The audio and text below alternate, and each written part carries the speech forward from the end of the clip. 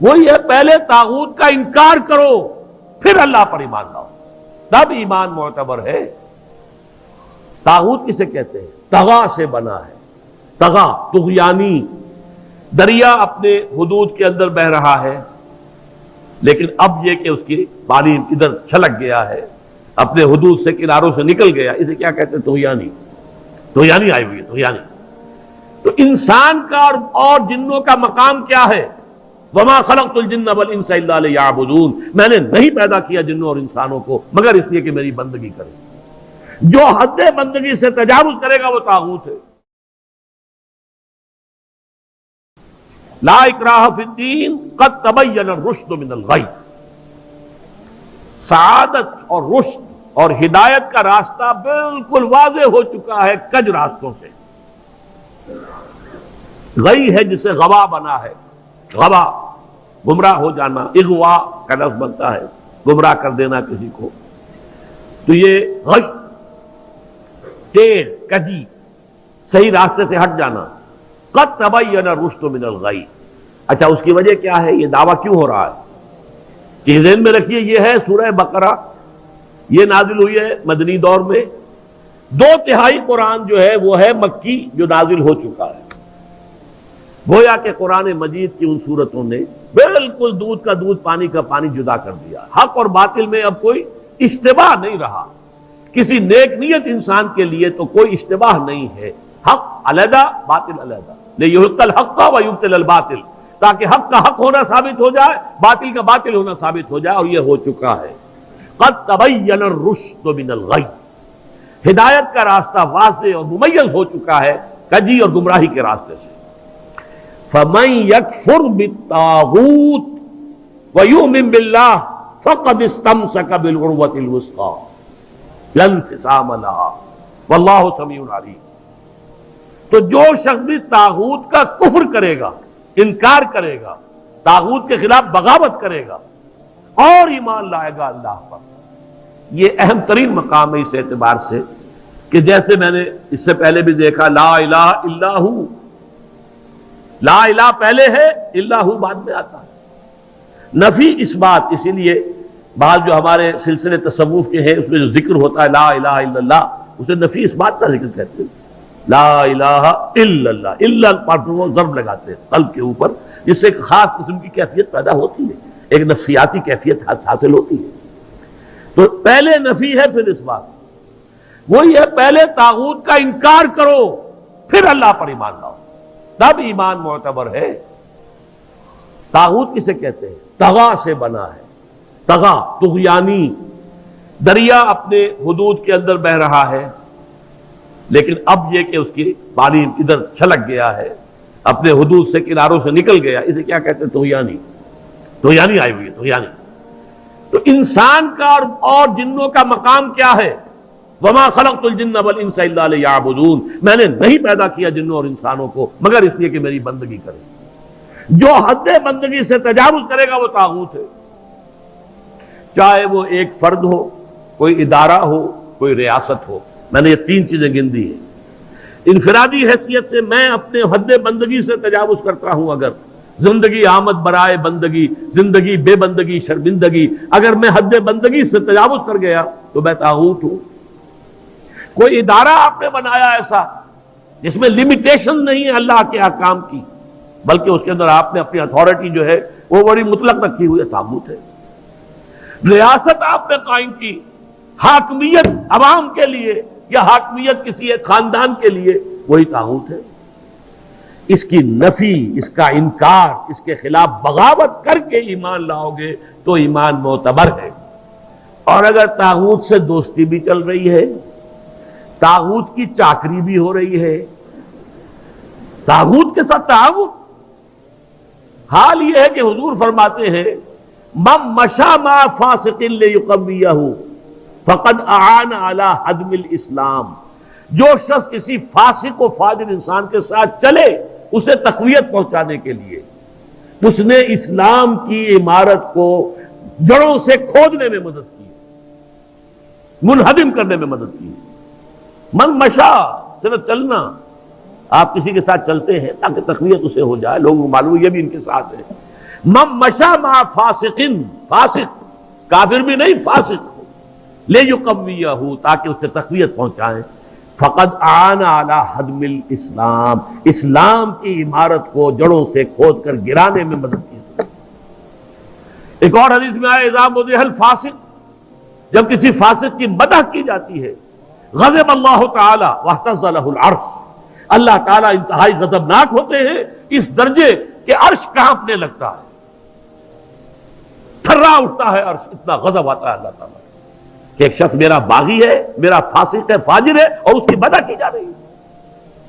اب اس کی روشنی میں آپ اپنے طرز عمل کا جائزہ لیجیے، لگے ہوئے ہم اسی نظام کی چاکری میں، اسی نظام کو تقویت پہنچانے میں۔ کہاں ہے اللہ کے ساتھ؟ ان سے ہم نے کہاں بغاوت کی؟ الآن جیسے کہ مجھے واقعہ یاد آ گیا حضور کا، کہ حضور اور حضرت عمر ساتھ ساتھ چل رہے ہیں، کوئی چہل قدمی ہے یا کچھ اور معاملہ ہے، حضور پوچھتے عمر تمہیں مجھ سے کتنی محبت ہے؟ عرض کیا کہ حضور آپ مجھے دنیا کے ہر انسان سے زیادہ محبوب ہیں۔ اب آپ آنکھوں میں آنکھیں ڈال کر پوچھتے ہیں اور اپنی جان سے؟ اب ایک تو اندازہ کیجئے کہ یہ سوال کسی ایسے شخص سے نہیں کیا جا سکتا جس سے ذرا بھی بال برابر بھی بودھ ہو دل میں، تو خالص وہ بہت ہی مقرب ہوگا، اسی سے یہ بات کہی جائے گی۔ اپنی جان سے؟ تو حضرت عمر نے تھوڑا سا توقف کیا، پھر عرض کیا ہاں اب میں کہتا ہوں کہ آپ مجھے میری جان سے بھی زیادہ عزیز ہیں۔ فرمایا الآن، اب پہنچے ہو تو اس مقام پر کہ جہاں ہونا چاہیے۔ تو الآن والا معاملہ یہ ہے کہ انسان تن من دھن اپنی زندگی ہر شے لگا دے طاغوت کے خاتمے اور حق کے غلبے کے لیے۔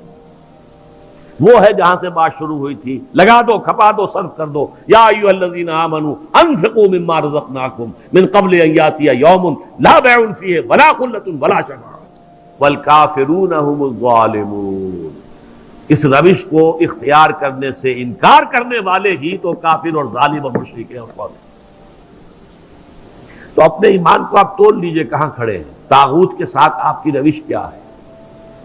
بہرحال من یکفر بالطاغوت ویؤمن باللہ فقد استمسک بالعروۃ الوثقی، جس نے کہ طاغوت کا کفر کیا، طاغوت سے بغاوت کی اور اللہ پر ایمان لایا، اس نے مضبوط کنڈے کو پکڑ لیا ہے۔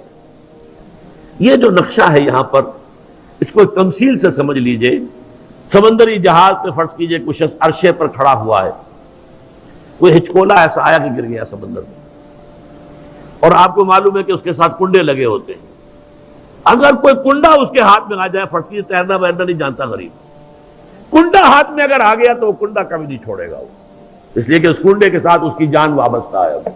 بلکہ میں کہا کرتا ہوں کہ اگر کوئی شارک مچھلی آ کر اس کی ٹانگ کاٹ کے لے جائے تو وہ کہے گا جائے، لیکن یہ کہ میں اس کنڈے کو نہیں چھوڑوں گا، اس لیے کہ یہ کنڈا ہے کہ جس کے ساتھ میری اب جان وابستہ ہے۔ اسی طریقے سے گویا کہ انسان اپنی حفاظت اور تحفظ کے لیے وَمَن يَكْفُرْ بِالطَّاغُوتِ وَيُؤْمِن بِاللَّهِ فَقَدِ اسْتَمْسَكَ بِالْعُرْوَةِ الْوُثْقَىٰ، اس کا ہاتھ اس مضبوط کنڈے پر آ گیا کہ جس کے بعد اب اس کی گمراہی نہیں ہے۔ لَا انفصام لَهَا، جیسے کنڈا مضبوط ہے، وہ اپنی جگہ سے نکلنے والا نہیں ہے، وہ ہٹنے والا نہیں ہے، جگہ چھوڑنے والا نہیں ہے، ٹوٹنے والا نہیں ہے۔ لَا انفصام لَهَا، ایسا کنڈا اس پر اس کا ہاتھ آ گیا ہے۔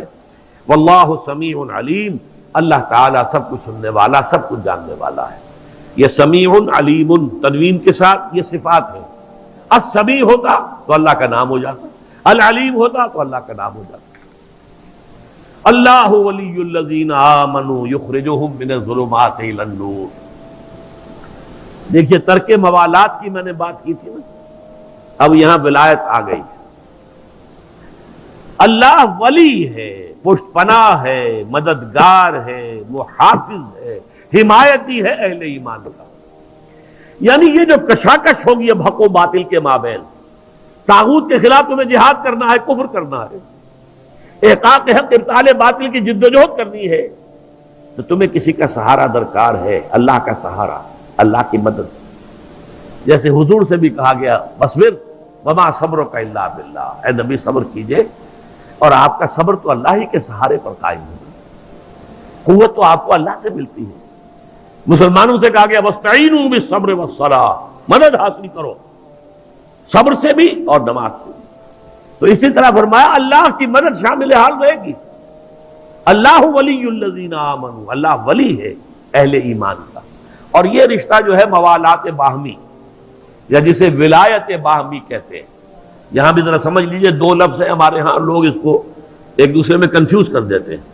ایک ولایت ہے، ولایت واو کے زبر کے ساتھ، یہ والی سے بنا ہے، والی، والی دمشق یعنی حاکم دمشق. تو ولایت کہتے ہیں حکومت کو، اور ولی سے بنا ولایت، ولایت باہمی. جیسے اللہ یہاں دوست ہے اہل ایمان کا، اہل ایمان دوست ہیں اللہ کے.